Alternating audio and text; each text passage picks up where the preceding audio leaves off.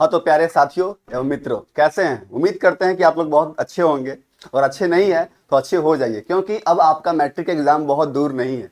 क्योंकि फरवरी का सफर तय करना बहुत कम दिनों का फासला है आपके इस दिन और उस दिन के बीच में, क्योंकि बहुत सारा फेस्टिवल से भी हम लोगों को गुजरना है।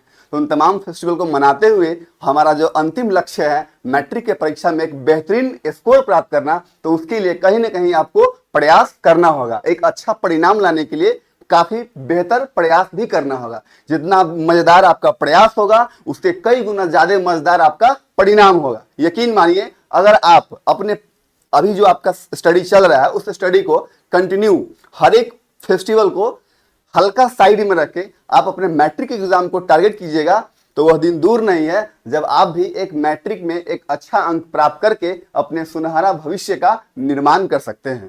तो इसके लिए आइए हम लोग अब जुड़ते हैं teach extra academy online platform पे, जहां पे हर एक शब्द को, हर एक वाक्य को, चाहे वो साइंस का हो, चाहे वो हिंदी का हो, चाहे वो फिजिक्स का हो, चाहे वो केमिस्ट्री का हो, चाहे मैट्रिक से जुड़े हुए तमाम सब्जेक्ट हो, उन तमाम सब्जेक्ट को आसान शब्दों में पढ़ने के लिए हम लोग टीच एक्स्ट्रा एकेडमी के साथ जुड़े हैं। क्योंकि आप स्टार्टिंग में ही बताया था आप लोगों को, जो हमारा teach extra academy online platform है वो वैसे छात्रों के लिए, वैसे मित्रों के लिए काम कर रहा है जो बहुत ही कमजोर छात्र हैं, जिनका समझने का कॉन्सेप्ट क्लियर नहीं होता है, जो रट्टा मारने में विश्वास करते हैं। तो क्या रट्टा मार के आप एग्जाम को पास नहीं कर सकते हैं? जब तक आप अपने टॉपिक को आसान शब्दों में सीखेंगे नहीं, समझेंगे नहीं, तब तक आप एक अच्छा अंक प्राप्त नहीं कर सकते हैं।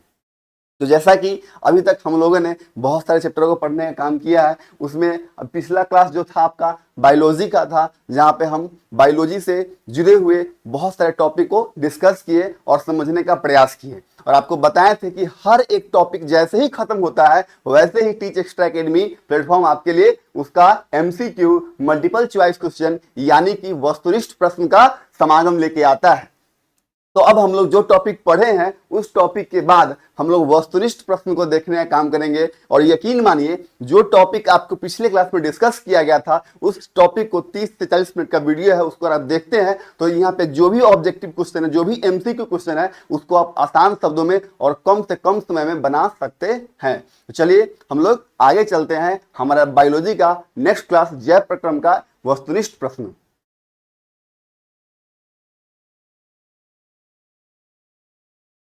चलिए, इससे पहले जैसा कि हम लोग प्रतिदिन कोई भी कार्य शुरू करने से पहले हम लोग अपने ईश्वर को याद करते हैं कि हे ईश्वर, आप जहां कहीं भी हो हम लोग पे अपना दया दृष्टि दुआ बनाए रखिए, ताकि जिस कार्य में, जिस प्रयास में हम लोग लगे हुए हैं उस प्रयास, वो परिणाम हमारा बेहतर हो। इसके बाद आपका सेशन का शुरुआत हो जाएगा जो MCQ सेशन है। तो आइए हम लोग चलते हैं अपने मिशन पे। और इस प्रकार आपका पहला क्वेश्चन ये रहा आपके स्क्रीन पे।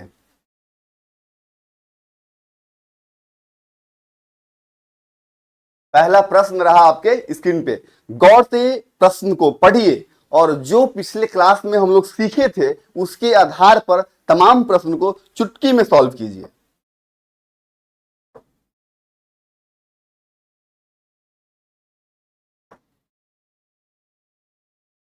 पहला क्वेश्चन है, जैव प्रक्रम किसे कहते हैं? जैव प्रक्रम किसे कहते हैं? तो आप बताइए दोस्तों, मित्रों, आप अगर जैव प्रक्रम शब्द से जान पहचान है कि नहीं है आपका?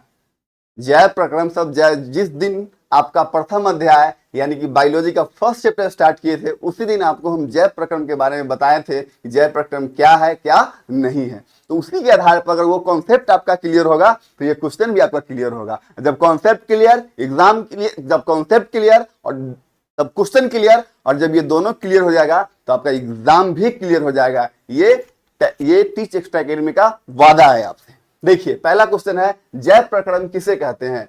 तो ऑप्शन ए है, वे क्रियाएं जो मनुष्य करता है। क्या जो मनुष्य करता है उसे जैव प्रक्रम कहते हैं? चलिए नेक्स्ट ऑप्शन देखते हैं, वे क्रियाएं जो जीवों के जीवन को बनाए रखती है। वे क्रियाएं जो जीवों के जीवन को बनाए रखती है। उसके बाद ऑप्शन सी है, केवल पौधों में होने वाली क्रियाएं। केवल पौधों में होने वाली क्रियाएं। ऑप्शन डी है, केवल पशुओं में होने वाली क्रियाएं। क्या? अब देखिए, पहले हम लोग यहां पर सीखेंगे प्रश्न पढ़ने के बाद कि कौन सा उत्तर इसका नहीं होगा।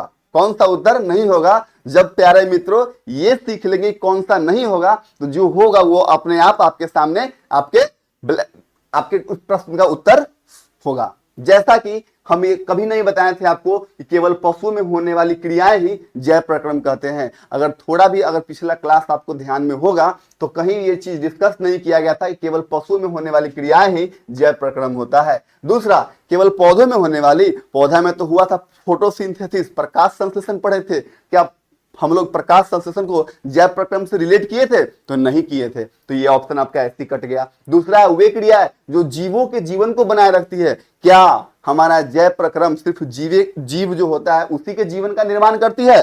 तो नहीं, ये भी क्या होगा? नहीं। अब बताइए आप लोग, थोड़ा भी अगर आप लोग पढ़े हैं तो जरूर बता दीजिएगा कि इस प्रश्न का उत्तर क्या होगा।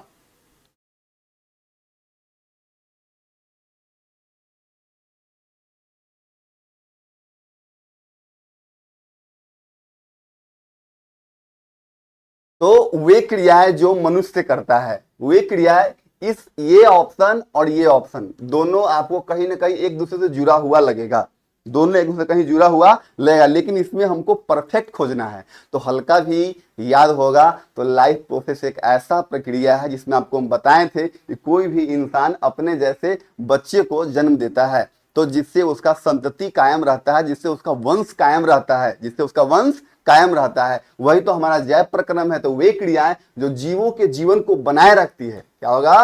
Correct answer for this question B. वो जो जीवन के जीवों की क्रिया को क्या करता है? बनाए रखता है, लगातार क्रियाशील रहता है, वही हमारा क्या कहलाता है? जैव प्रक्रम कहलाता है। क्या कहलाता है? जैव प्रक्रम कहलाता है। तो इसका उत्तर क्या हो जाएगा? B is the correct.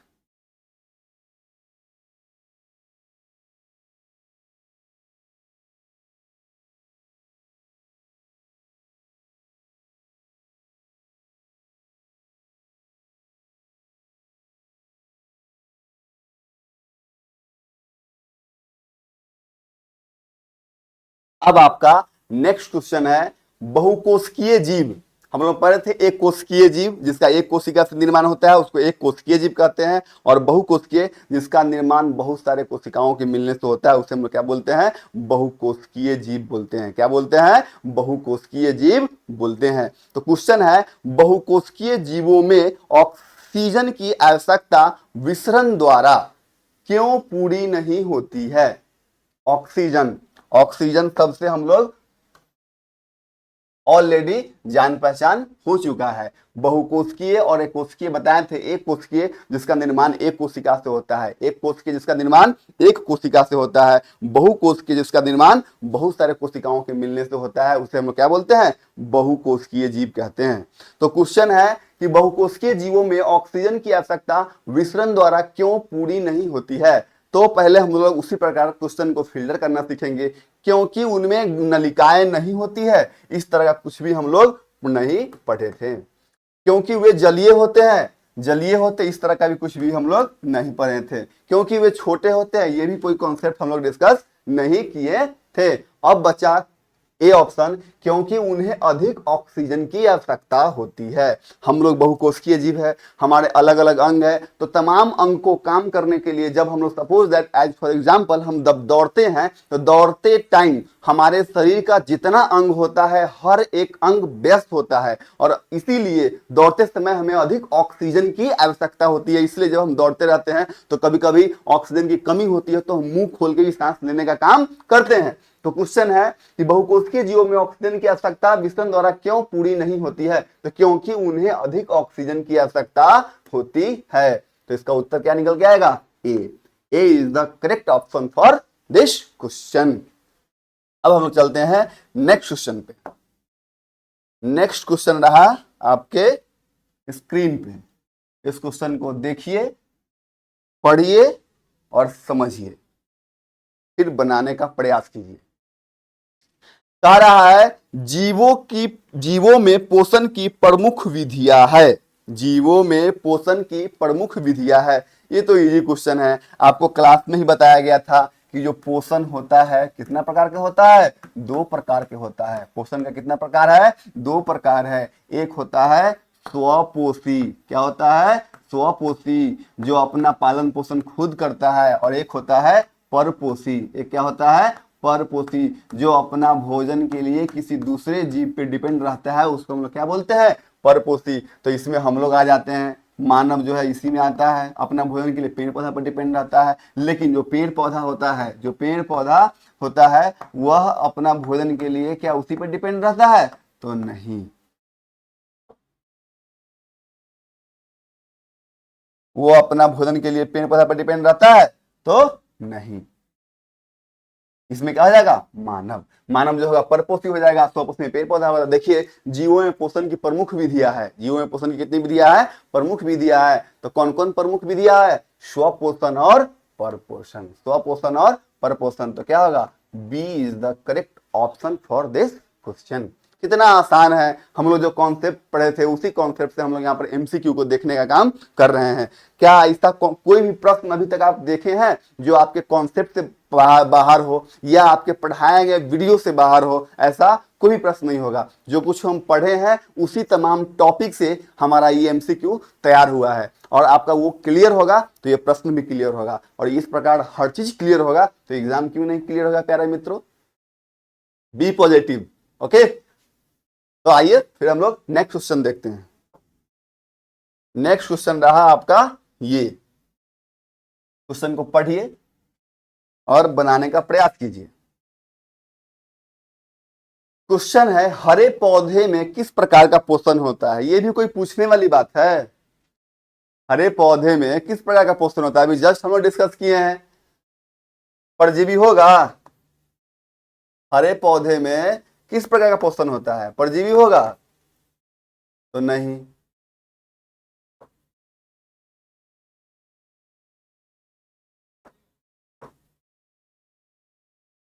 परजीवी होगा? तो नहीं। मृतजीवी होगा? तो नहीं। परपोषण होगा? तो नहीं। क्या होगा? स्वपोषण। हरे पौधा में क्या होता है? स्वपोषण होता है। पेड़ पौधा अपना पालन पोषण स्वयं करता है। वह किसी के दरवाजे पे भोजन मांगने नहीं जाता है। वह वातावरण से CO2, जड़ से जल, और हम लोगों से वातावरण से CO2 ले लिया, और सूर्य प्रकाश से सूरज की किरण, और पत्ती में क्लोरोफिल होता है। ये तमाम उसका रॉ मटेरियल होता है, कच्चा पदार्थ होता है। और इस तमाम चीज को मिला के वह अपना भोजन बनाता है, जिसको हम लोग ग्लूकोज बोलते हैं। क्या बोलते हैं? ग्लूकोज बोलते हैं। उस ग्लूकोज का इस्तेमाल वह अपने कार्यों में करता है, और बदले में प्लस ऑक्सीजन देता है, और उस ऑक्सीजन का इस्तेमाल हम लोग करते हैं। तो इसका क्या होगा? B is the correct option for this question. अब देखिए next question, question number 5। Question number 5 ये रहा आपके स्क्रीन पे। पढ़िए और बनाने का प्रयास कीजिए। कह रहा है, जंतुओं में कौन सी पोषण विधि पाई जाती है? जंतुओं में कौन सी पोषण विधि पाई जाती है? तो ये भी कोई क्वेश्चन है? ये भी समझ नहीं बनेगा आप लोगों से। अभी जस्ट हम लोग पढ़े हैं, और जब से बायोलॉजी स्टार्ट हुआ है तब से हम लोग स्वपोषण परपोषण यही सब पढ़ रहे हैं। तो क्या होगा? जंतुओं में परपोषण। क्या होगा? परपोषण। स्वपोषण तो होगा नहीं, ये पेड़ पौधा में होता है। मृतजीवी नहीं होगा, परजीवी नहीं होगा। क्या होगा? तो बी होगा। B is the correct option for this question. कितना आसान है बताइए। जो भी क्लास को पूरी तरीके से देखे होंगे, उनको बनाने में कहीं से कोई दिक्कत नहीं हो रहा होगा।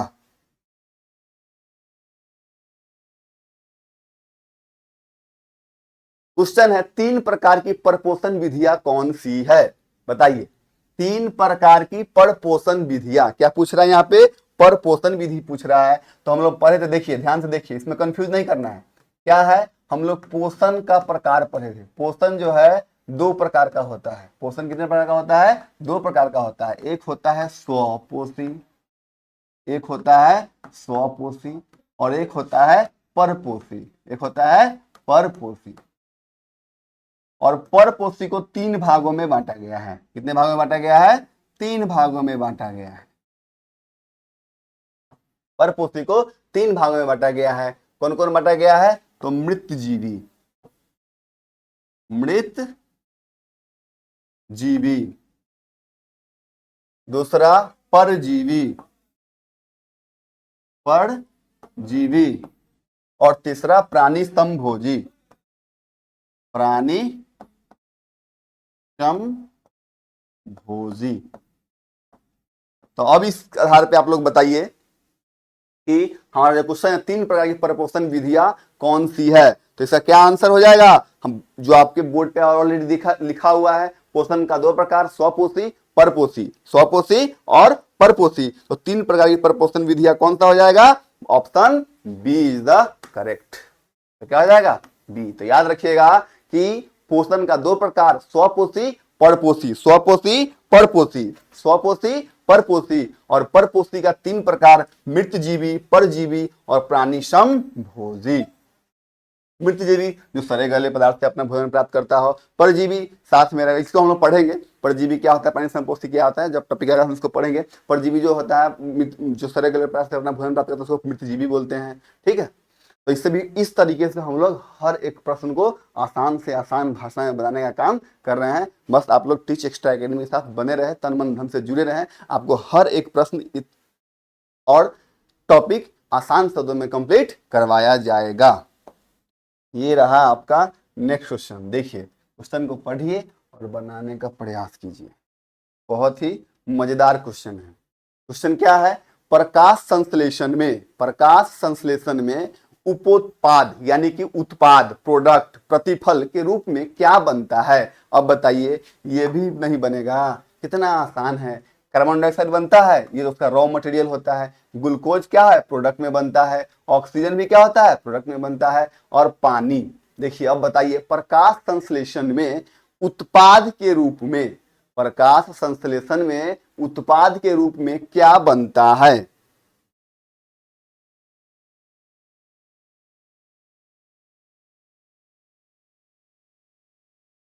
क्या बनता है उत्पाद के रूप में, तो ऑक्सीजन। क्या बनेगा, ऑक्सीजन बनेगा। प्रकाश संश्लेषण में उत्पाद में क्या बनता है, ऑक्सीजन बनता है। क्या बनता है, ऑक्सीजन बनता है। तो C is the correct option for this question. Glucose भी बनता है, ठीक है, लेकिन ज्यादा मोस्ट एप्रोप्रिएट यहाँ पे क्या होगा, ऑक्सीजन।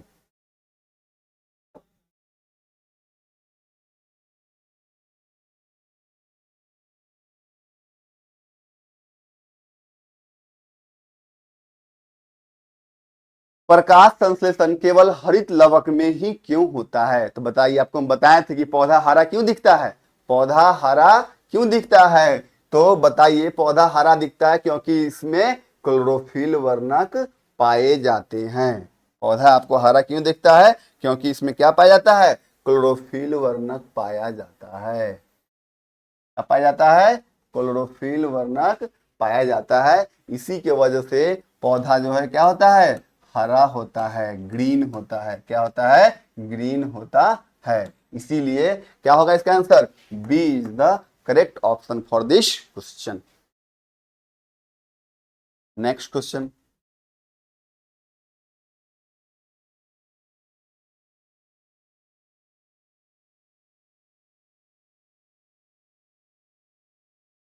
प्रकाश संश्लेषण के लिए कौन कौन से पदार्थ आवश्यक है।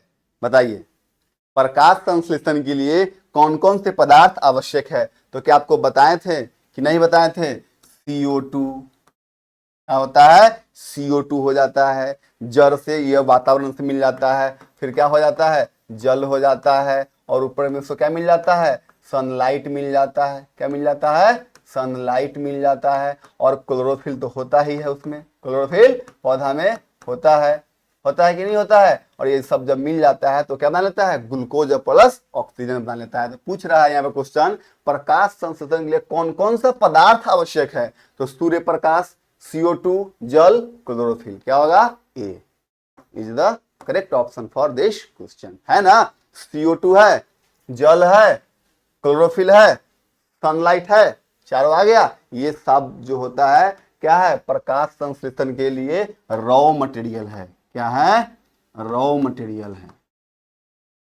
जैसे घर को बनाने के लिए रॉ मटेरियल होता है ईंट, सीमेंट, पत्थर, बालू, ठीक उसी प्रकार पौधों को खाना बनाने के लिए जरूरत पड़ता है कार्बन डाइऑक्साइड, जल, सनलाइट और क्लोरोफिल का।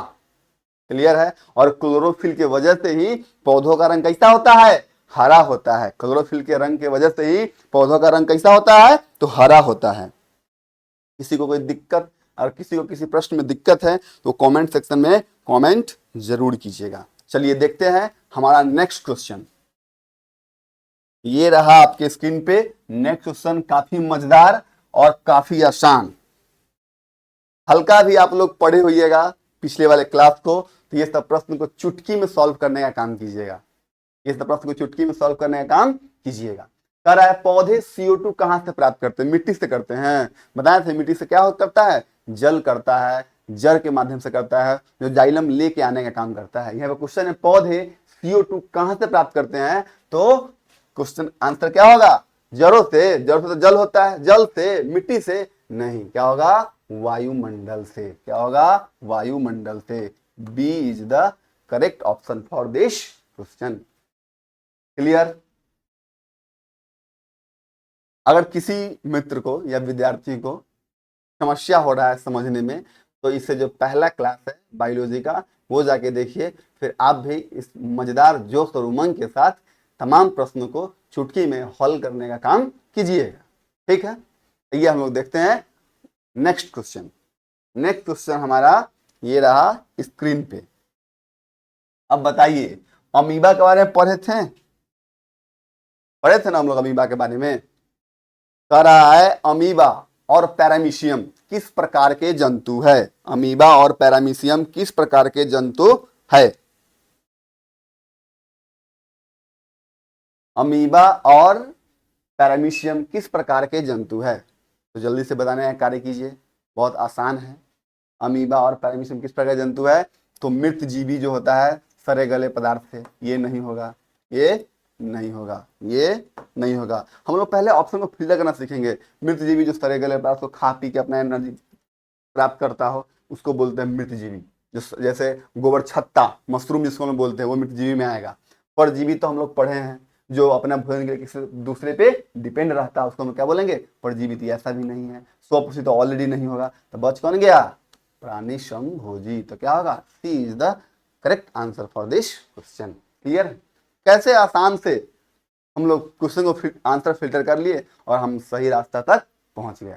तो गलतियों को साइड कीजिए, आप सही ट्रैक पे अपने आप पहुंच जाइएगा। ठीक है, इस प्रकार हम लोग नेक्स्ट क्वेश्चन हमारा रहा ये।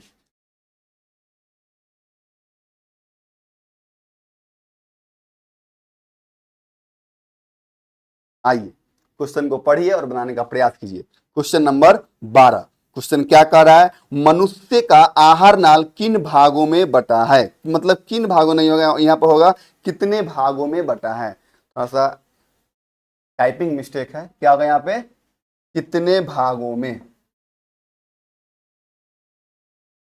कितने भागों में बटा है, बताइए। तो बताइए, ऐसा हम पढ़े थे केवल छोटी आंत। छोटी आंत तो हमारा आमाशय का भाग है, हमारे पाचन तंत्र का भाग है। फिर पढ़े थे मुख। मुख मतलब मुंह। यकृत। यकृत को हम लोग बोलते हैं लीवर। क्या बोलते हैं? लीवर। क्या बोलते हैं? लीवर। हृदय। देखिए हृदय आ गया। क्या आ गया? हृदय आ गया। यहां तक तो ठीक था, लेकिन क्या आ गया? हृदय आ गया। पूछ रहा है आहार नाल। आहार नाल मतलब आहार मतलब भोजन। आहार मतलब भोजन। नाल मतलब रास्ता। नाल मतलब रास्ता, यानी कि नली। नली यानी कि पाइप। इसको हम बोलेंगे फूड पाइप। क्या बोलेंगे? आहार को बोलते हैं ना फूड, तो क्या हो जाएगा? Food pipe. अब बताइए, हम लोग पिछले क्लास में फूड पाइप के बारे में पढ़े थे और वहां पर हम आपको बताए थे फूड पाइप को हम लोग क्या बोलते हैं? भोजन नली बोलते हैं। क्या बोलते हैं? भोजन नली बोलते हैं। भोजन नली बोलते हैं, या आहार नाल बोलते हैं। आहार नाल बोलते हैं, या इसोफेगस बोलते हैं। क्या बोलते हैं?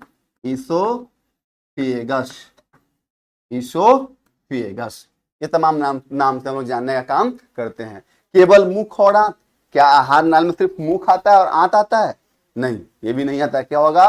मुख, ग्रसनी और अमाशय और आंत, ये तमाम भाग जो है किसमें आता है? मनुष्य के आहार नाल में आता है। किसमें आता है? आहार नाल में आता है। मुख मतलब मुंह, ग्रसनी मतलब वही जिसके माध्यम से भोजन अमाशय में प्रवेश करता है। अमाशय जो आहार नाल के जो क्या बोलते हैं भोजन नली के बाद जो शुरू होता है वो अमाशय होता है। उसके बाद छोटी आंत और बड़ी आंत। आंत जो होता है दो प्रकार का होता है, एक छोटी आंत होता है, एक बड़ी आंत होता है। तो ये जो पूरा भाग है ये हमारे पाचन तंत्र का भाग हुआ, आहार नाल का भाग हुआ। तो इसलिए क्या होगा, A is the correct option for this question.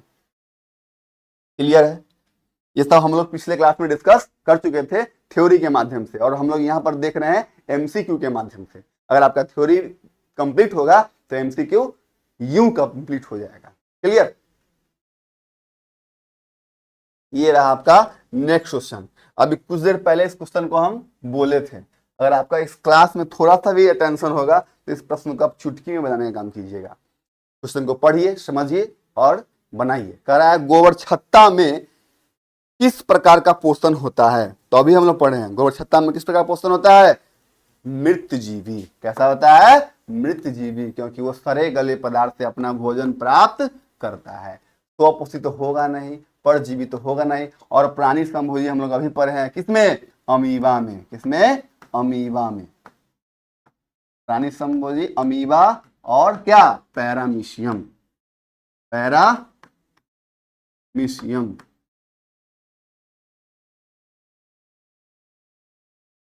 Paramecium.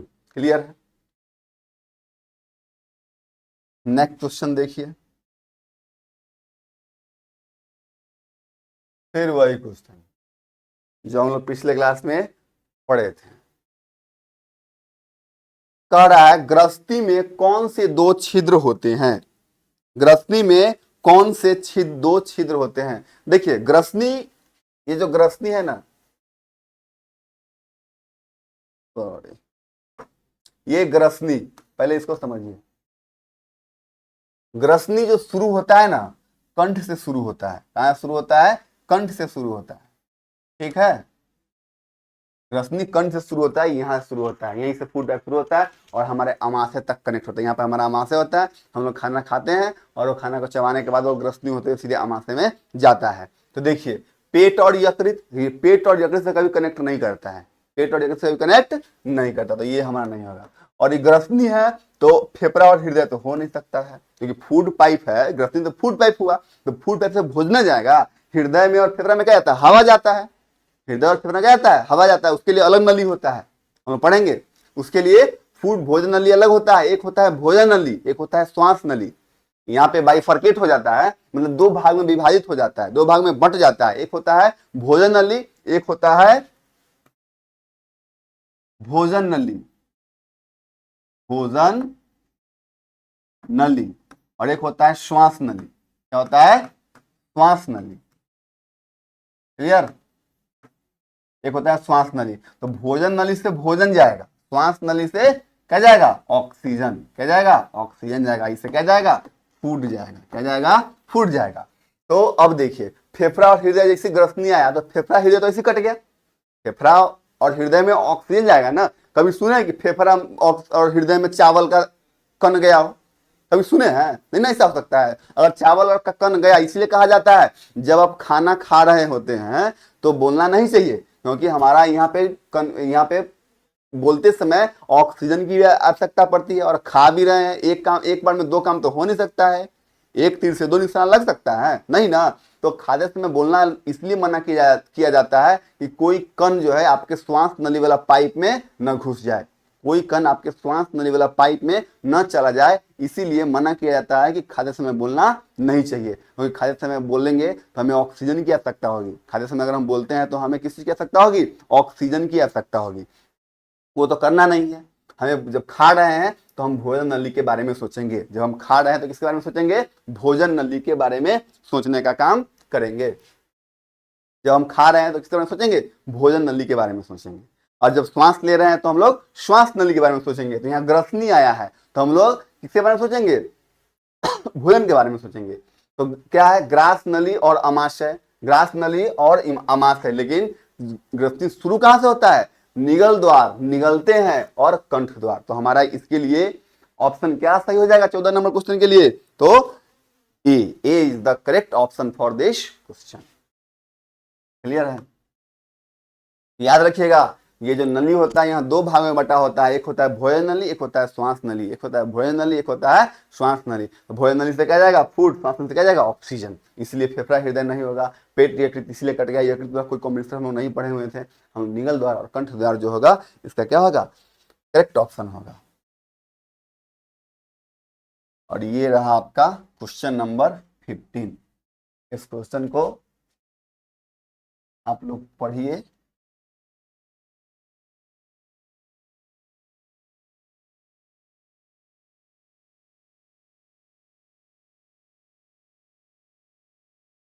Question number 15 कह रहा मनुष्य में पाचन कहां से शुरू होता है, मनुष्य में पाचन कहां से शुरू होता है। देखिए मनुष्य में पाचन जो है कहां से शुरू होता है, ग्रासनली से, मुख गुहा से, अमाशय से, छोटी आंत से। तो बताइए छोटी आंत से तो होगा नहीं, ये ऑप्शन आपका इसी कट गया। छोटी आंत से तो होगा नहीं, छोटी आंत ऐसा थोड़ी ना, खाना आप पहली कार रखते हैं सीधे छोटी आंत में ले जाते हैं, खाना पहले लोग मुंह में रखते हैं। कहाँ रखते हैं, मुंह में रखते हैं। छोटी आंत इसी कट गया, अमाशय ऐसी कट गया, ग्रास नली तो मुंह के बाद है ना आता है, ग्रास नली कि पहले ग्रास नली आता है कि पहले मुंह आता है, तो पहले मुंह आता है। क्या आता है, मुंह आता है। तो ये ऐसी कट गया, ये ऐसी कट गया, तो क्या हो जाएगा, बी हमारा correct option for this question. और एक बात यहां याद रखिएगा, क्वेश्चन है मनुष्य में पाचन कहां से शुरू होता है, तो मुख से शुरू होता है। पाचन जो है मुंह से ही शुरू हो जाता है, लेकिन प्रोटीन का पाचन, प्रोटीन का पाचन कहां से शुरू होता है, अमाशय से होता है। कहां से होता है, अमाशय से होता है। पूछता है प्रश्न कि प्रोटीन का पाचन कहां से शुरू होता है, अमाशय से। कहां से, अमाशय से। क्लियर है, प्रोटीन का पाचन कहां से शुरू होता है, अमाशय से होता है। बताइए किसी को कोई दिक्कत है तो आप लोग कमेंट सेक्शन में कमेंट जरूर कीजिएगा, ठीक है। ये रहा आपका क्वेश्चन। नेक्स्ट क्वेश्चन को पढ़िए और बनाने का प्रयास कीजिए।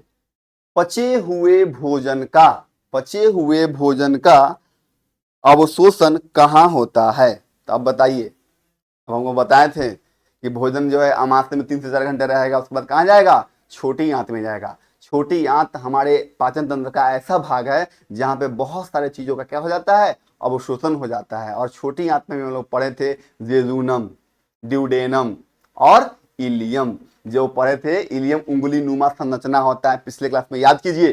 पिछले क्लास में हम लोग छोटी आंत के भागों के बारे में पढ़ने का काम किया था। अगर वहां पर समझिए, अगर दिक्कत होगा तो फिर पूछिएगा, फिर बताएंगे आपको। लेकिन अगर उस क्लास को, अगर आप पिछले क्लास को देखते हैं तो वहां से आपका ये डाउट क्लियर हो जाएगा। हमने पूरा एक्सप्लेनेशन के साथ पढ़े थे, पूरा डिस्क्राइब करके आप लोगों को हम बताए थे, पूरा व्याख्या करके हम बताए थे, पूरा डिस्क्राइब किए थे बढ़िया से, फिगर के साथ हम लोग पढ़े हुए थे कि पचे हुए भोजन का फलन कहाँ होता है, बड़ी आंत में, अमाशय में नहीं। कहाँ होगा, छोटी आंत में। क्या होगा हमारा, छोटी आंत में। क्या होगा, छोटी आंत में। तो C is the correct option for this question. छोटी आंत ही हमारे पाचन तंत्र का ऐसा भाग है जहां पे भोजन के बहुत सारे घटक का, बहुत सारे अवयव का क्या जाता है, अवशोषण हो जाता है। और बड़ी आंत में जल तक का अवशोषण हो जाता है। क्लियर है। तो पूछा रहा क्वेश्चन यहाँ पर पचे हुए भोजन का अवशोषण कहाँ होता है, तो मैक्सिमम काम जहां होता है उसी का नाम हम लोग मेंशन करेंगे, छोटी आंत के इलियम वाले भाग में। छोटी आंत का 3 भाग हम लोग पढ़े थे, छोटी आंत का 3 भाग पढ़े थे। वो 3 भाग का नाम क्या है, ड्यूडेनम, जेनम, ड्यूडेनम और जेनम, और एक क्या था, इलियम। क्या था, इलियम। फिर अमाशय का भाग हम लोग पढ़े थे, कार्डियक पढ़े थे, फुंडिक पढ़े थे, पाइलोरिक पढ़े थे। पाइलोरिक ये अमाशय का भाग पढ़े थे। फिर उसके बाद हम लोग 3 जोड़ी ग्लैंड के बारे में पढ़े थे, स्पैरोटीड, सबलिंगुअल और सब मैंडिबुलर। ये सारी चीजें हम लोग पिछले क्लास में काफी डिस्क्रिप्शन में पढ़े थे, काफी एक्सप्लेन करके पढ़े थे। तो वहां से आप लोग जाके देखने का काम कीजिए और समझने का भी प्रयास कीजिए। अगर उसके बाद भी अगर आपको कोई समस्या है तो कमेंट सेक्शन में कमेंट अवश्य कीजिए। ऐसे अगर आप उसको सुनते हैं तो आपको समस्या नहीं होगा। तो आइए क्वेश्चन नंबर 17। क्वेश्चन नंबर 17 कह रहा है प्रकाश संश्लेषण से पौधे क्या बनाते हैं। बताइए, प्रकाश संश्लेषण से पौधे क्या बनाते हैं, ये भी कोई पूछने वाली बात है। जब से क्लास आपका स्टार्ट हुआ है बायोलॉजी का, तब से तो हम लोग यही चिल्ला रहे हैं और आपको बार बार बोलते भी है कि फॉर्मूला याद रखिएगा, बोलते हैं ना, C6H12O6। ये फॉर्मूला किसका है? ग्लूकोज का है। किसका है? ग्लूकोज का है। यही हमारा पौधा जो है भोजन के रूप में बनाने का काम करता है। तो कह रहा है प्रकाश संश्लेषण से पौधे क्या बनाते हैं? ऑक्सीजन भी बनाते हैं, ठीक है, लेकिन क्या बनाते हैं? तो यहां पर क्या होगा हमारा इसका correct answer for this question, बताइए आप लोग क्या बनाते हैं? तो ग्लूकोज बनाते हैं। क्या होगा? B is the correct option for this question. किसी को कोई समस्या, दिक्कत, परेशानी तो बताइए।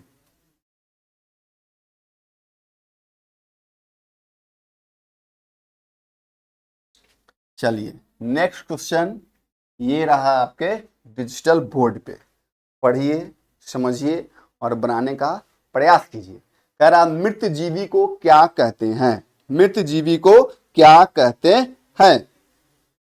बताइए, मृत जीवी को क्या कहते हैं? मृत जीवी जो सड़े गले पदार्थ से उसको तोड़ तोड़ के अपना काम चलाता हो, अपना पालन पोषण करता हो, उसे हम लोग कहते हैं क्या? मृत जीवी। तो परजीवी होगा, परजीवी मतलब जो दूसरे पे डिपेंड हो। स्वपोषी तो ऐसे कट जाएगा, स्वपोषी होगा, स्वपोषी तो ऐसे कट जाएगा। परजीवी जो दूसरे पे डिपेंडेंट हो, ये तो ऐसे कट गया। क्या? कवक, कवक जैसा कुछ सुने नहीं थे तो इसी कट गया। हमारा बस क्या गया? मृत जीवी को क्या कहते हैं? तो वो तोड़ तोड़ के अपना एनर्जी को प्राप्त करता है। तो अपघटन क्या होता है? अपघटन का मतलब क्या होता है? तोड़ तोड़ के टुकड़ों में।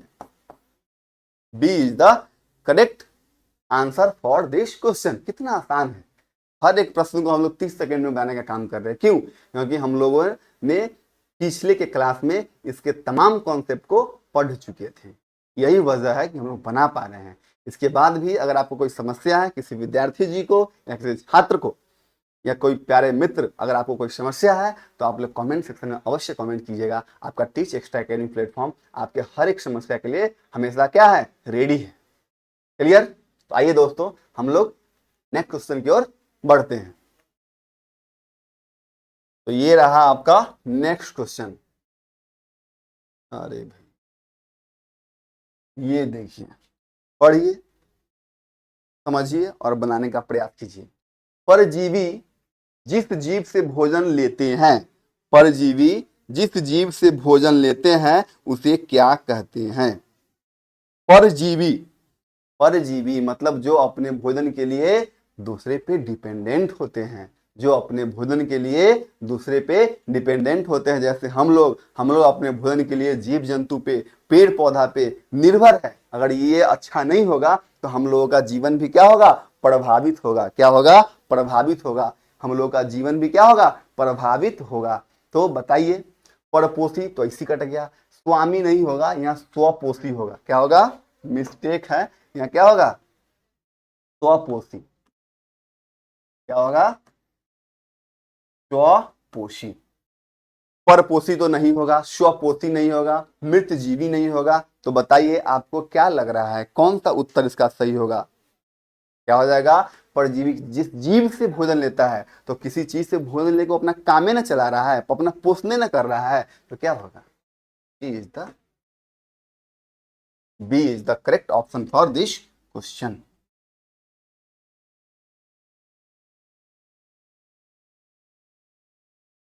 देखिए नेक्स्ट क्वेश्चन रहा आपके स्क्रीन पे, question number 23।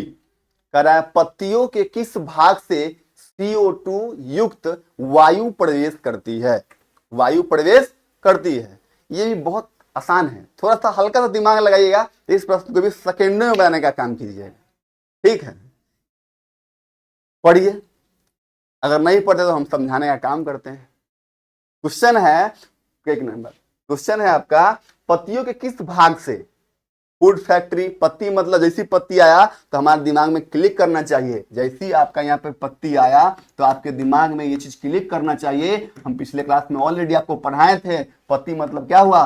Food factory of the plant. Food factory, food factory of the plant, food factory of the plant या kitchen of the plant, kitchen of the plant, kitchen of the plant या रसोई घर, रसोई घर, ये तमाम चीज तो बोलते हैं, पत्तियां को बोलते हैं। तीनों चीज आपके दिमाग में क्लिक करना चाहिए। अगर आप पत्तियों के किस भाग से CO2 युक्त वायु प्रवेश करती है, तो आइए हम लोग ऑप्शन की ओर चलते हैं, देखते हैं क्या है। पहला सीरा है। सीरा नहीं होगा, क्यों नहीं होगा? क्योंकि सीरा और धमनी का जो कॉन्सेप्ट है वो हमारे शरीर में होता है। आप अगर ऐसे अपने शरीर को, अपने हाथ को देख पा रहे होइएगा, तो जैसे ही आप अपने हाथ को एक कलाई को पकड़ते होइएगा तो आपको बहुत सारा नस दिखाई देता होगा। जैसे ही आप इस कलाई को पकड़िएगा ना, जो भी छात्र है, विद्यार्थी जी है, जैसे आप अपने कलाई को पकड़िएगा तो आपका नस दिखता होगा। क्या दिखता होगा? नस दिखता होगा। या डॉक्टर के पास जाते होइएगा तो डॉक्टर जैसे इंजेक्शन लगाने के लिए करता होगा तो आप देखते होइएगा उसके साइकिल में या डिक्की में जो भी कंपाउंडर साहब होते हैं वो अपने साथ एगो पाइप वाला लंबा सा तार रखे रहते हैं, नहीं रहते हैं? जैसे सुइया देना हो, पट से तार निकालेंगे, आपको फट सही से बांध देंगे। ऐसे जैसे बांध दिया गया, आपका नस दिखने लगा, नस दिखने लगा। वो जो नस आपका दिख रहा है हल्का हल्का ग्रीन टाइप का, वही नस को हम लोग क्या कहते हैं? सीरा कहते हैं। क्या कहते हैं? सीरा कहते हैं। ठीक है। और एक होता है धमनी, जो धंसा हुआ होता है। ध से धमनी या ध से धंसा हुआ। वो धमनी जो होता है, उस धमनी में शुद्ध खून का प्रवाह होता है, शुद्ध खून का वहन होता है, और सीरा में अशुद्ध खून का वहन होता है। तो वही सीरा में डॉक्टर साहब क्या कर देते हैं? इंजेक्शन लगा देते हैं। क्या लगा देते हैं? इंजेक्शन लगा देते हैं। वो होता है सीरा। तो यहाँ पर बात हो रहा है पत्ती का, पेड़ पौधा का बात हो रहा है। तो क्या इंसान वाला कोई बात आएगा? सीरा धमनी आएगा? धमनी धंसा हुआ होता है और सीरा ऊपर ऊपर होता है। सीरा ऊपर ऊपर होता है, और सीरा जो है अशुद्ध खून को ढोने का काम करता है, और धमनी शुद्ध खून को ढोने का काम करता है। धमनी मांस में धंसा हुआ होता है, सीरा जो है ऊपर ऊपर होता है, जो हमको दिखता है। जिसमें डॉक्टर साहब कोई सुइया अगर आपको पड़ रहा है, कोई सुइया इंजेक्शन लग रहा है, तो किसमें लग रहा है? सीरा में कि धमनी में? तो क्या होगा? सीरा में। डॉक्टर साहब कोई भी इंजेक्शन देते हैं तो कहां देते हैं? सीरा में देते हैं, न कि धमनी में देते हैं। ठीक है। तो सीरा तो ऐसी नहीं होगा। अब जड़, अब पत्तियों के किस भाग से CO2 निकलता है? पेड़ पौधा के जड़ से CO2 निकलेगा जी? बताइए, पेड़ पौधा के जड़ से CO2 निकलता तो बाहर जाता ही नहीं, वो मिट्टी के बीच में दबा रहता, मिट्टी के कण के बीच फंसा रहता। ऐसा कुछ सीन है? तो ये हमारा ऑप्शन इसी कट गया। ये ऑप्शन हमारा इसी कट गया। डंठल, वो जो क्या बोलते हैं उसको, तना को बोलते हैं, तो ये तो इसी कट गया। तो बच कौन गया? रंध्र। क्या बच गया? रंध्र। तो बी हमारा क्या होगा? Correct answer for this question. ठीक है। जो भी शब्द अगर आप यहाँ पर देख रहे हैं उसमें अगर हल्का भी आपको कहीं जो टॉपिक पढ़ाए हैं उस टॉपिक से जुड़ा हुआ है तो वो तमाम चीज आपके दिमाग में चलना चाहिए। जैसे कैसे यहाँ पे हम देखे पत्ती आया, हम तमाम चीज पढ़े थे इसके बारे में, पढ़े थे ना कि पत्ती को ही प्रकाश संश्लेषी अंग क्यों कहा जाता है। ये सब चीज हम लोग पिछले क्लास में पढ़े थे। नहीं समझ में आया तो उस वीडियो को फिर से एक बार रिकॉल कीजिए और इस प्रश्न को आसान भाषा में समझ में आ जाएगा। ये प्रश्न जब आप पिछला चैप्टर आपका कंप्लीट होगा तब वहां पर देखने का काम कीजिए, फिर बनाने का भी काम कीजिए। Chapter clear, theory clear, then your question will be also clear. Okay, चलिए नेक्स्ट क्वेश्चन रहा आपके स्क्रीन पे। जो पीछे हम लोग टॉपिक को डिस्कस किए हैं वो टॉपिक अगर आपका कंप्लीट है तो ये वस्तुनिष्ठ प्रश्न आपके लिए कोई बड़ा खेल नहीं है। जैसे दशरथ माझी के लिए पहाड़ तोड़ना कोई बड़ा खेल नहीं था, वैसा ही सीन यहाँ पे है। आपका टॉपिक क्लियर है तो ऑब्जेक्टिव सब्जेक्टिव हर एक प्रकार का प्रश्न क्लियर है, और ये सब क्लियर है तो एग्जाम काहे ना क्लियर होगा भाई? होगा ना। जब रास्ता में कहीं बाधे ना है तो मंजिल नहीं मिलेगी। जब रास्ता में बाधा है ये नहीं है तो मंजिल तो सीधे मिल जाएगी। ये बात है। तो नेक्स्ट क्वेश्चन देखिए, पढ़िए, समझिए और बनाने का प्रयास कीजिए। अमीबा के बारे में हम लोग पढ़े थे। अमीबा में भोजन का पाचन कहाँ होता है? अमीबा में भोजन का पाचन कहाँ होता है? अमीबा मुख में होता है, ऐसा कुछ पढ़े थे। नाभिक कुछ पढ़े थे। क्लोरोप्लास्ट, क्लोरोप्लास्ट कहाँ होता है? पत्ती में होता है। तो पेड़ पौधा लगा था छट गया। अब देखिए हम 3 गो ऑप्शन छांट लिए, मुंह वाला ऑप्शन छांट लिए, क्लोरोप्लास्ट वाला हम लोग पढ़े थे। क्लोरोप्लास्ट में क्या होता है? क्लोरोफिल होता है। क्या होता है? क्लोरोफिल होता है। और इसी क्लोरोफिल के वजह से पौधा का रंग क्या होता है? पीला। क्या होता है? हरा होता है। इस क्लोरोप्लास्ट में क्या होता है? क्लोरोफिल होता है, और इसी क्लोरोफिल की वजह से पौधा का रंग क्या होता है? हरा होता है। तो यहाँ पूछ रहा है अमीबा, पूछ रहा है अमीबा, पूछ रहा क्या रहा है? अमीबा। तो बताइए अमीबा पूछ रहा है तो क्लोरोफिल वाला बात कोई होगा? तो ये ऑप्शन हमारा इसी कट गया। नाभिक, नाभिक से रिलेटेड कुछ भी बात हम पढ़े थे अमीबा में? नहीं पढ़े थे हम लोग, तो हमारा ऑप्शन बच क्या गया, भोजन रसधानी। अगर गौर से पिछला क्लास आपको याद होगा तो हम फिगर बना के पढ़ाए थे, 3-4 स्टेप बताए थे कि हाँ ऐसे ऐसे जो अमीबा है अपने कूटपाद की सहायता से अपने, जिसको हम स्यूडोपोडिया कहते हैं, क्या कहते हैं, स्यूडोपोडिया कहते हैं, उस स्यूडोपोडिया के माध्यम से भोजन के कण को ग्रहण करता है और अपने शरीर के किसी फिक्स भाग नहीं है उसका। जैसे हम लोगों का भोजन ग्रहण करने के लिए मुंह होता है, निश्चित भाग है, निश्चित जगह है, लेकिन अमीबा के पास ऐसा कुछ भी सीन नहीं है। अमीबा जब भोजन ग्रहण करता है तो वो अपने शरीर के किसी भी हिस्सा से भोजन को ग्रहण कर सकता है और किसी भी हिस्सा से उसको उत्सर्जित कर सकता है। ये सारा कॉन्सेप्ट हम लोग पिछले क्लास में अमीबा के बारे में पढ़े थे, तो वहां से देखिए, अगर उस कॉन्सेप्ट आपको क्लियर होगा तो ऑप्शन मुख वाला हमारा इसी कट जाएगा। नाभिक वाला ऐसा कॉन्सेप्ट कुछ भी हम लोग पढ़े नहीं थे। और क्लोरोप्लास्ट नहीं होगा, क्यों, क्योंकि ये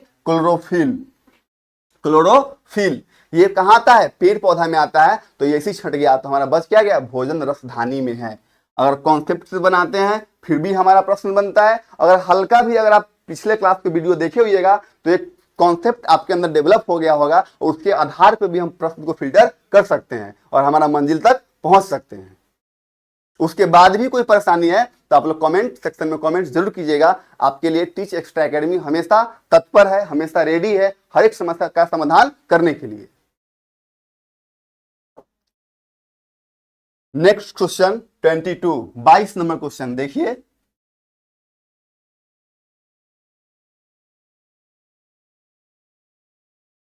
चलिए क्वेश्चन नंबर 22, मनुष्य में पाचन के लिए कौन सा विशेष अंग होता है, बताइए। ये भी क्वेश्चन बताना पड़ेगा। शुरू से हम लोग वही गीत गा रहे हैं, भोजन का पाचन, छोटी आंत, बड़ी आंत, आमाशय, ये सब, फिर हम लोग आमाशय का भाग पढ़े, छोटी आंत का भाग पढ़े, मुख गुहा का भाग पढ़े, तमाम चीज हम लोग पढ़े हैं। तो क्या उसके आधार पर भी इस प्रश्न के लिए भी हमको सोचना पड़े तो फिर सारा पढ़ाया गया क्या है, बेकार है। तो ये किसका आंसर क्या होगा, ए। रक्त तंत्र नहीं होगा, क्योंकि रक्त हमारा क्या है, अंदर का पार्ट है, ब्लड। उत्सर्जन तंत्र कब होता है, अंत समय में होता है, बताए थे आपको, अगर हल्का सा रिकॉल करवाते हैं याद कीजिएगा। हम लोग क्या करते हैं पाचन तंत्र में, भोजन को मुख में रखते हैं, मुख के मुख गुहा में रखते हैं। ध्यान से सुनिएगा, अगर एक पहले आप वहां वीडियो देख लीजिएगा, और ये जो ऑब्जेक्टिव के थ्रू आपका हम क्वेश्चन करवा रहे हैं तो एक सरसरी निगाहों से आपको उस टॉपिक को भी एक बार गुजार रहे हैं। तो ध्यान से सुनिएगा क्या बताए थे वहां पे, कि जैसे ही हम लोग भोजन को ग्रहण करते हैं तो मुख में रखते हैं भोजन को। तो एक क्वेश्चन में आपको बताए थे कि भोजन का जो पाचन होता है वह मुंह से ही प्रारंभ हो जाता है, लेकिन प्रोटीन का पाचन शुरू होता है अमाशय से। यहां से 4 ऑब्जेक्टिव क्वेश्चन बन चुका है। पहले भोजन को कहां रखते हैं, प्रथम चरण में तो मुख में रखते हैं। भोजन का पाचन शुरू, भोजन का पाचन अगर पूछे, भोजन का पाचन भोजन का पाचन कहां से शुरू होता है, तो मुख। और प्रोटीन का पाचन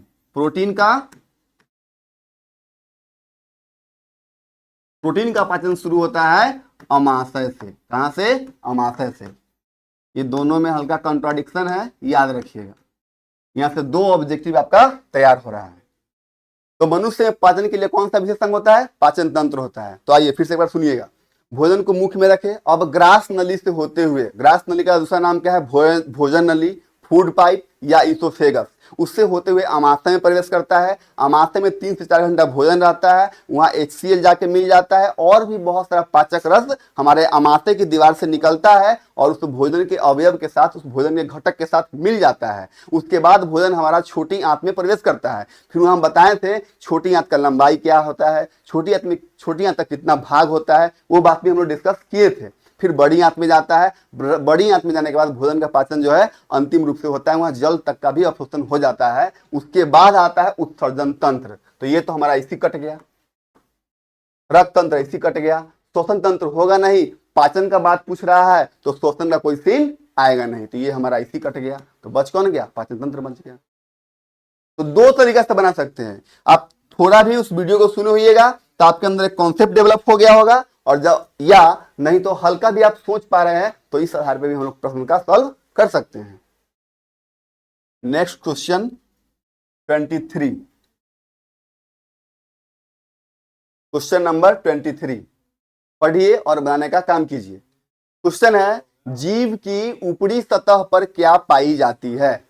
जीव की ऊपरी सतह पर क्या पाई जाती है? तो अभी हम लोग अभी 2-3 क्वेश्चन पहले हम लोग देखे थे रंध्र। ये रंध्र कहाँ होता है? पेड़ पौधा में होता है। कहाँ होता है? पेड़ पौधा में होता है। पेड़ पौधा में होता है जहां गैसों का एक्सचेंज होता है, गैसों का आदान प्रदान होता है, ऑक्सीजन बाहर निकलता है और CO2 अंदर जाता है। उसके लिए क्या होगा? रंध्र होगा, जिसको हम लोग इंग्लिश में स्टोमाटा कहते हैं। कभी कभी आपके ऑप्शन में स्टोमाटा भी रहेगा, ठीक है, तो हम लोग उस समय कंफ्यूज नहीं होंगे। दूसरा है स्वाद कलिकाएं, तो यही हमारा क्या होगा? आंसर। जीव की ऊपरी सतह पर स्वाद कलिका होता है, जो हमारे अलग अलग प्रकार के भोजन ग्रहण करते हैं तो हम लोग बोलते हैं ना कि ये खाना टेस्टी नहीं है, ये खाना टेस्टी नहीं है, स्वादिष्ट नहीं है, यम्मी नहीं है, बोलते हैं ना। तो इसका मतलब कि क्या हुआ? उसमें कोई स्वाद नहीं है। तो उस स्वाद को हमारे अंदर फील करवाने का काम कौन करता है? तो ये स्वाद कलिका करता है। कौन करता है? स्वाद कलिका करता है, जिसको टेस्ट बड्स बोलते हैं। क्या बोलते हैं? टेस्ट बड्स बोलते हैं। कभी कभी ये अधिक उम्र में होने के बाद टेस्ट बड्स काम करना बंद कर देता है, जिससे इंसान को किसी भी स्वाद का पता होता नहीं लग पाता है। क्लियर? तो क्या होगा? B is the correct option for this question.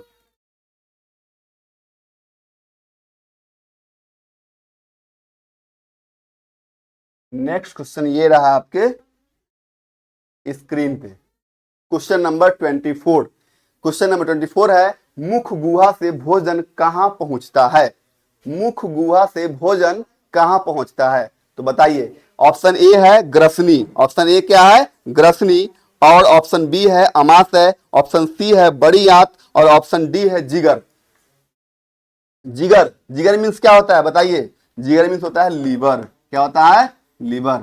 पूछेगा हमारे शरीर में जिगर का क्या काम है, तो जिगर का नाम याद रखिएगा। जिगर का क्या बोलते हैं? नहीं बोलते हैं वो मेरा जिगर का टुकड़ा है, तो जिगर में दिल नहीं होता, वो लीवर। लीवर सबसे ऑस्पिशियस, मतलब सबसे मूल्यवान, सबसे महत्वपूर्ण अंग माना जाता है लीवर। और हमारे शरीर में लीवर की संख्या कितना होता है? 1 होता है। पूरे शरीर में लीवर ही एक ऐसा अंग है, हमारे पूरे शरीर में हर चीज अगर काट देते हैं तो वो खत्म हो जाता है, लेकिन हमारे शरीर में लीवर ही एक ऐसा अंग है जिसका डोनेशन हम लोग टुकड़ों में करते हैं। कैसे करते हैं? टुकड़ों में करते हैं। क्यों? क्योंकि लीवर का जो सेल होता है उसके पास पुनर्उद्भवन की क्षमता होती है। लीवर के सेल के पास पुनर्उद्भवन की क्षमता होती है, जिसकी वजह से लीवर का डोनेशन या लीवर का दान जो किया जाता है वह टुकड़ों में किया जाता है। कैसे किया जाता है? टुकड़ों में किया जाता है। इसलिए लीवर जो है, कभी भी लीवर का 5%, 10% हिस्सा ही दान किया जाता है, पूरा लीवर दान नहीं किया जाता है। लीवर अगर आपका खराब हो गया तो चिंता करने की आवश्यकता नहीं है, आप लीवर को ठीक कर सकते हैं, क्योंकि लीवर का जो हेप्टिक सेल होता है ना, उसमें पुनर्उद्भवन की क्षमता होती है। जैसे छिपकली का पूंछ कट जाता है, छिपकली का पूंछ कट जाता है, छिपकली का जब पूंछ कट जाता है तो क्या फिर से पूंछ आ जाता है कि नहीं आ जाता है? ठीक उसी प्रकार लीवर अगर थोड़ा सा भाग उसका कट गया या किसी कारणवश खराब हो गया तो आप अपना खान पीन सही कीजिएगा, तो आपका लीवर सेल जो है बहुत जल्दी रिकवर हो जाता है और लीवर हमारा ठीक हो जाता है। क्लियर? अब इसका ये मतलब नहीं है कि लीवर खराब कर लेंगे, ठीक है, यह ऐसा गुण पाया जाता है लीवर में, ठीक है। तो मुख गुहा से भोजन कहां पहुंचता है? जिगर में, बड़ी आंत में, अमाशय में, ग्रसनी में। तो बताइए। तो जिगर वाला तो पहले छट गया, जिगर वाला पहले क्या हो गया? छट गया। क्या हो गया? छट गया। तो अमाशय बाद में ना आता है तो ये भी कट जाएगा। अमाशय ग्रसनी के बाद ना आता है, और अमाशय के बाद क्या आता है? बड़ी आंत आता है, तो ये भी कट गया। क्या होगा? ग्रसनी। क्या होगा? Food pipe. क्या होगा? Food pipe. तो क्या होगा इसका option? A is the correct option for this question. Clear है? ग्रसनी क्यों होगा? अमाशय क्यों नहीं होगा? ग्रसनी के बाद ना अमाशय आता है और अमाशय के बाद ना बड़ी आता है। यहाँ क्वेश्चन क्या है हमारा? मुख गुहा से भोजन कहां पहुंचता है? पहले ग्रसनी में ना पहुंचेगा, उसके बाद ना अमाशय में, उसके बाद ना छोटी आंत, बड़ी आंत। पढ़े थे ना हम लोग?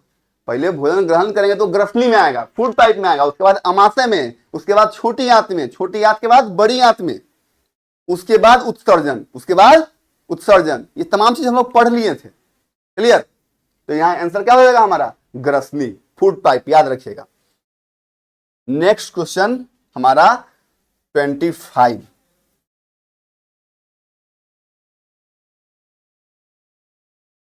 क्वेश्चन नंबर 25 पढ़िए, समझिए और बनाने का प्रयास कीजिए। ग्रास नली में भोजन को, ग्रास नली मतलब फूड पाइप, क्वेश्चन को समझिए। ग्रास नली में भोजन को आगे बढ़ाने वाली गति को क्या कहते हैं? गति को क्या कहते हैं? तो देखिए, अवशोषण, ऐसा कोई गति नहीं होता है। परावर्तन, परावर्तन पढ़ेंगे हम लोग फिजिक्स में, भौतिकी शास्त्र में। लाइट आता है, फिर वस्तु पे पड़ता है, फिर चला जाता है, ये परावर्तन आवर्तन, ये फिजिक्स से संबंधित है, तो ये ऐसे ही कट जाएगा। प्रसार मतलब होता है फैलना, प्रसार मतलब क्या होता है? फैलना, तो ये ऑप्शन हमारा ऐसे कट गया। अब बच कौन गया? कर्माकुंचन, क्या बच गया? कर्माकुंचन। तो B is the correct option for this question. अब समझिए इस क्वेश्चन को। कभी आप सांप को देखे हैं? इसमें तो कोई ऐसा दोस्त है जो सांप से मिले नहीं है, और नहीं मिले तो कभी मिल लीजिएगा, ठीक है। देखिए, कर्माकुंचक गति को समझाते हैं, समझिए। सांप जब मेढक को खाता है तो देखते होइएगा, जैसे सांप मेढक को निगलता है, खाता नहीं उसको, सांप मेढक को निगलता है। सांप जैसी मेढक को निगल लिया तो जहां पे मेढक होता है वो वाला हिस्सा फूला हुआ होता है। सपोज दैट ये रहा आपका फिगर,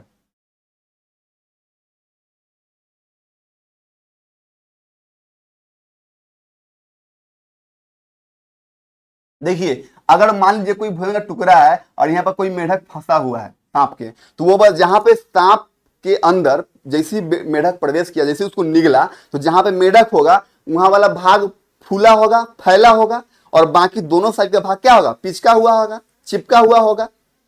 तो फिर उसी प्रकार से देखते हैं, जहां जहां उसके अंदर मेढक जाता है, हम लोग देखते बाहर से दिख जाएगा कि हाँ मेढक खाया हुआ है सांप, देख लेते हैं ना कि वो सांप मेढक खाया हुआ है। क्यों? क्योंकि हम लोग जहां वो मेढक रहता है वहां फूला हुआ रहता है, और जहां मेढक नहीं रहता है उस दोनों ओर चिपका हुआ भाग रहता है। तो उसी गति के द्वारा भोजन भी ग्रास नली से होते हुए आमाशय में पहुंचता है, उसी को हम लोग कहते हैं कर्माकुंचक गति।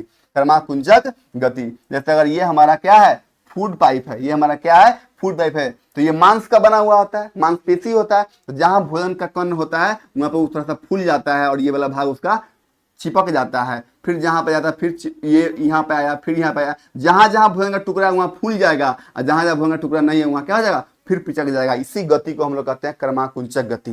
कर्माकुंचक। सांप में जो मेढक का गति होता है, सांप जैसी मेढक को निगलता है और मेढक उसके अंदर जाता है, उसके सांप के अंदर, तो जिस गति से जाता है उसी गति को, वही गति हमारे आमाशय, हमारे साथ ग्रसनी में होता है, उसी गति को हम लोग क्या बोलते हैं? कर्माकुंचक गति बोलते हैं। नेक्स्ट क्वेश्चन ये रहा हमारा, प्रोटीन को पेप्टोन में बदलने वाला एंजाइम कौन है? प्रोटीन को देखिए, प से प्रोटीन, प से प्रोटीन और प से पेप्सिन, प से प्रोटीन और प से पेप्सिन, याद रखिएगा। तो क्या हो जाएगा हमारा? सी इज द करेक्ट। एमाइलेज नहीं होगा, लाइपेज नहीं होगा, ये वसा के लिए होता है, ट्रिप्सिन भी प्रोटीन के लिए होता है, लेकिन आगे हम लोग पढ़ेंगे। लेकिन प से प्रोटीन, प से pepsin, C is the correct option for this question. बस कम समय में हमको अच्छा स्कोर करना है, कम समय हमको अच्छा स्कोर करना है। ज्यादा डीपली जब आप लोग बेहतरीन अंक प्राप्त कर लिए, फिर से आप लेके लिए हम लोग लाएंगे लाइव सेशन, जिसमें हम काफी डीपली से पढ़ने का काम करेंगे, ठीक है। यहाँ पर बस रिजल्ट हमको लाना है, वो भी अच्छे अंक के साथ। तो प से प्रोटीन और प से पेप्टोन, उसको बदलने का काम कौन कर दिया? तो याद रखिएगा, कौन बदलने का काम किया? इधर पढ़ लिया है, पेप्सिन। प्रोटीन को पेप्टोन में बदलने वाला एंजाइम कौन है? पेप्सिन है। नेक्स्ट क्वेश्चन ये रहा हमारे स्क्रीन पे, पढ़िए, समझिए और बनाने का प्रयास कीजिए। कह रहा है, आहार नाल का सबसे लंबा भाग कौन होता है? बताइए, यही बात बताने। देखन में छोट लागे घाव करे गंभीर, कहावत हम लोग सुने हैं ना, देखन में छोट लागे घाव करे गंभीर। आप जैसी पढ़िएगा ऑप्शन को तो आपको लगेगा क्या?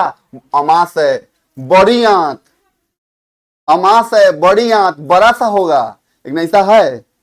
बड़ी आंत बड़ा है? बड़ी आंत सिर्फ नामे के लिए बड़ा है, काम के लिए बड़ा नहीं है। आप समझ रहा है? बड़ा क्या है? छोटी आंत। क्या है? छोटी आंत। हम लोग पिछले क्लास में ही पढ़े थे, उसका लंबाई भी पढ़े थे, वहां से जाके आप लोग देखिए वीडियो को, ठीक है। छोटी आंत क्या होगा? छोटी आंत नाम से छोटी है, लेकिन वो बड़ा होता है। क्या होता है? बड़ा होता है। क्लियर? तो ये सब हम लोग पिछले क्लास में पढ़ चुके हैं। ग्रास नली नहीं होगा, आहार नाल, आहार नाल का सबसे लंबा भाग ग्रास नली नहीं होगा, ये बड़ी आंत नहीं होगा, अमाशय नहीं होगा। क्या होगा? क्वेश्चन का आंसर 27 नंबर क्वेश्चन का आंसर छोटी आंत। नेक्स्ट क्वेश्चन रहा आपके स्क्रीन पे, पढ़िए और बनाने का काम कीजिए। शरीर का सबसे बड़ी ग्रंथि कौन सी है? शरीर का सबसे बड़ी ग्रंथि कौन सी है? क्वेश्चन नंबर 28 अभी हम लोग डिस्कस किए हैं। क्या डिस्कस किए? किसके बारे में? यकृत के बारे में किए हैं ना।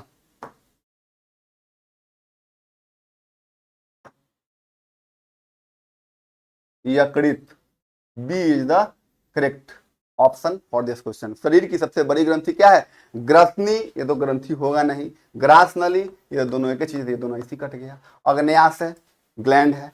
और सब पूछ रहा है सबसे बड़ी ग्रंथि, तो हमारे शरीर की सबसे बड़ी ग्रंथि कौन है? यकृत है, जिसमें कैसी क्षमता होती है? पुनर्उद्भवन की क्षमता होती है। हमारे संपूर्ण शरीर में कौन ऐसा अंग है जिसका डोनेशन, जिसका दान टुकड़ों में किया जाता है? वो कौन है? हमारा यकृत। यकृत का जो सेल होता है, हेप्टिक सेल, उसमें पुनर्उद्भवन की क्षमता होती है। अर्थात कहने का मतलब, अगर ये उंगली है, ये उंगली को काट देंगे तो फिर से उंगली आएगा नहीं, लेकिन ये अगर मान लीजिए ये लीवर है, लीवर का काट दीजिएगा तो फिर से वहां लीवर कटे हुए भाग को फुलफिल कर देगा। फिर जैसे छिपकली का पूंछ काट देते हैं तो फिर से छिपकली का पूंछ आ जाता है, वैसे ही यकृत के साथ होता है। क्योंकि यकृत के जो कोशिका होते हैं, जो सेल होता है, उसमें पुनर्उद्भवन की क्षमता होती है। इसीलिए प्रश्न आता है कि हमारे शरीर में कौन ऐसा अंग है जिसका दान हम लोग टुकड़ों में करते हैं। कभी भी 100% लीवर दान नहीं किया जाता है, 5% 10% लीवर दान किया जाता है, उतना काट लिया जाता है। फिर से वो खाना पीना आपका सही रहेगा, तैलीय मसाला चीज नहीं खाइएगा, ज्यादा तैलपक चीज नहीं खाइएगा, तो फिर से आपका लीवर जो है रिकवर हो जाता है। ये रहा लीवर के बारे में रोचक बातें। नेक्स्ट क्वेश्चन नंबर 32 पढ़िए, समझिए और बनाने का प्रयास कीजिए। कह रहा है पाचन की क्रिया कहां पूर्ण होती है? पाचन की क्रिया कहां पूर्ण होती है? आपको हम बताए थे पिछले क्लास में नहीं, इसी पिछले क्वेश्चन में कुछ दिन पहले पढ़े थे, कुछ देर पहले पढ़े थे। पाचन की जो मैक्सिमम प्रक्रिया होती है वो हमारा स्मॉल इंटेस्टाइन यानी कि छोटी आंत में बहुत सारा क्रिया संपन्न हो जाता है। इसीलिए इस प्रश्न का आंसर क्या होगा? छोटी आंत। बस नाम छोटी है, काम इसका छोटा नहीं है, काम बड़ा है। काम कैसा है? बड़ा है। क्लियर? तो ये नहीं होगा, ये नहीं होगा, क्या ये नहीं होगा? क्या होगा? B is the. और ये पाचन का मैक्सिमम काम कहां पूरा होता है? छोटी आंत में पूरा होता है। ये लोग हम लोग पिछले क्लास में पढ़े थे।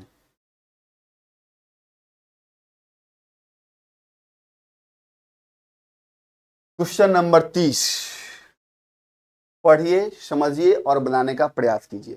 क्वेश्चन नंबर 30 क्या कह रहा है? छोटी और बड़ी आंत, छोटी और बड़ी आंत के जोड़ पर कौन सी नली होती है? छोटी और बड़ी आंत के जोड़ पर कौन सी नली होती है?